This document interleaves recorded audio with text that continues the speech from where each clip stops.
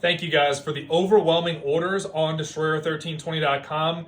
We are making them as fast as you guys order them, and honestly, you guys are getting ahead of us. So we wanted to let you guys know that we are shipping out hundreds of orders this weekend, and we are actually sourcing more material and making new systems to go ahead and fulfill your demand. So we appreciate you guys and how serious you are about protecting your Mopar. It's helping us achieve our goal of making your Mopar a hard target, a borderline impossible target, an unreasonable target for thieves to go ahead and even try, let alone actually steal. So we just want to let you know how thankful we are and that we are working on your order. Most orders will be shipped out whether today or throughout this week. And if you place an order today, it will be shipped out within the next week, unless you guys just go even crazier than you already have and keep putting in orders of 5, 10, 20 of our products. In that case, please email Eric at Destroyer1320.com.